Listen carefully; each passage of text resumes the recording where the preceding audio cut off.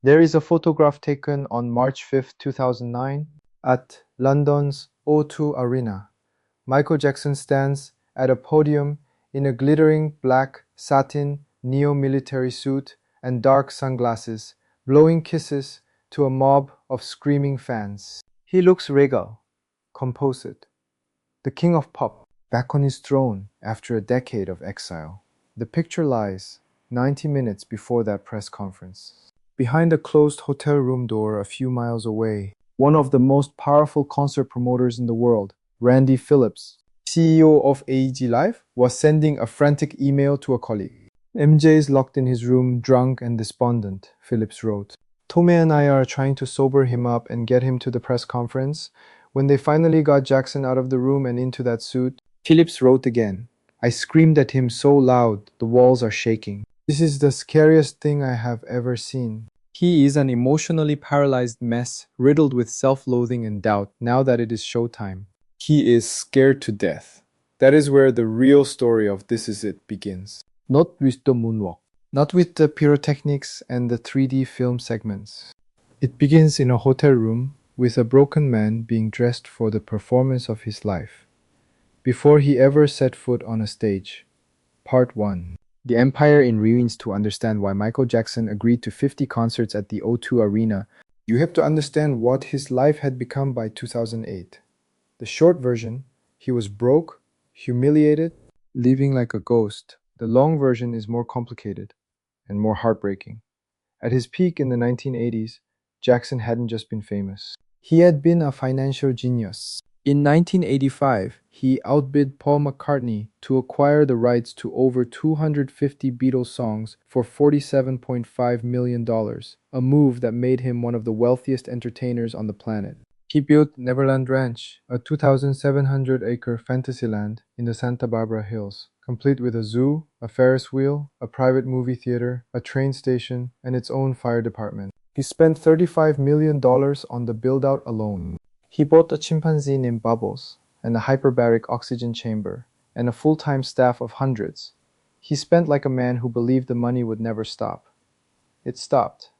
By 1993, the first of two child molestation accusations, later settled out of court, had begun to chip away at his commercial standing. His 2001 album Invincible sold modestly by his standards and marked the beginning of a long estrangement from Sony Music.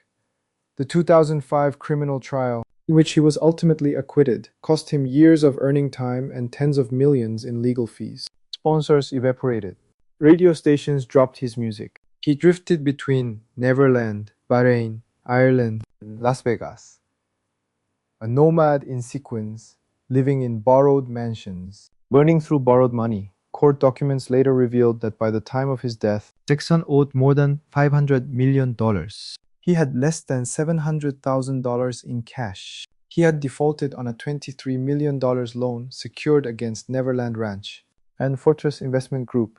The vulture fund that had bought his distressed debt from Bank of America was threatening to foreclose. He had used his stake in the Sony ATV catalog, the crown jewel of his empire, as collateral for $300 million in loans. The interest was accruing at rates as high as 16.8% annually. He hadn't toured since 1997. He hadn't released an album of new material since 2001.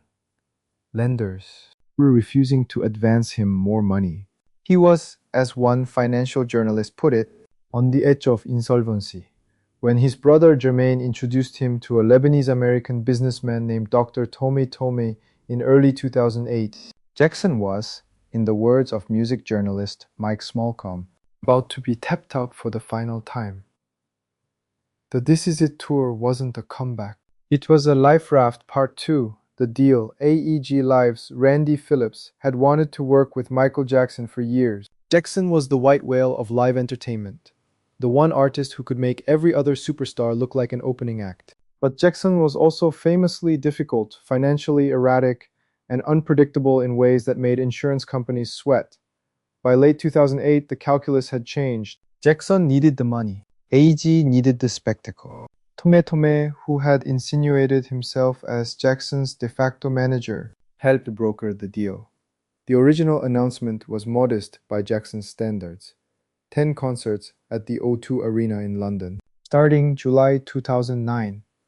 But when the ticket line began forming, fans queuing overnight in the January cold, it became clear something extraordinary was happening. The 10 dates sold out in minutes. Then they added more, then more. By the time the dust settled, there were 50 scheduled shows, stretching from July 2009 to March 2010. It was the biggest concert residency in O2 history, surpassing Prince's record-breaking 21-night run. Tickets were going for thousands of pounds on the secondary market. The announcement alone caused a 100% spike in sales of Thriller, Bad, Dangerous, and His Story. The world, it turned out, was ravenous for Michael Jackson, but that press conference on March 5th, the one where he stood at the podium looking imperial, calling this his final curtain call, had nearly not happened at all. Part 3. The rehearsals. Spring turned to summer. Rehearsals began first at the Kodak Theater and then moved to the Staples Center and the Forum in Los Angeles. The production was staggering in its ambition. A cast of 70 performers including dancers, acrobats, and puppeteers. Giant 3D video screens. Elaborate LED rigs. New live arrangements of Jackson's greatest hits, plus segments filmed specifically for the show. Director Kenny Ortega, who had worked with Jackson since 1993 and directed High School Musical, was at the helm, and for stretches of it, the magic was unmistakable. When Jackson was on, witnesses described something close to awe. In his final photo session at rehearsals on June 23rd, photographer Kevin Mazur said, "When he hit the stage at rehearsal, I was thrilled that the magical Michael Jackson was back. I felt the same adrenaline rush as when I photographed him the first time moonwalking." Jackson moved through one grueling routine after another, reprising the moonwalk, the anti-gravity lean, the spins, as if the 12 years since his last tour had never happened. The cameras capturing all of it for Jackson's personal archive, footage that was never meant for public consumption, caught those moments of pure incandescence. They also caught everything else. Part 4. The unraveling behind the scenes. Something was going very wrong. The emails that would eventually surface in a 2013 wrongful death lawsuit against AEG tell a story that the final documentary film assembled from that private footage after Jackson's death was never designed to tell. By mid-June 2009, Jackson had been missing rehearsals with increasing frequency. When he did appear, those closest to him were alarmed.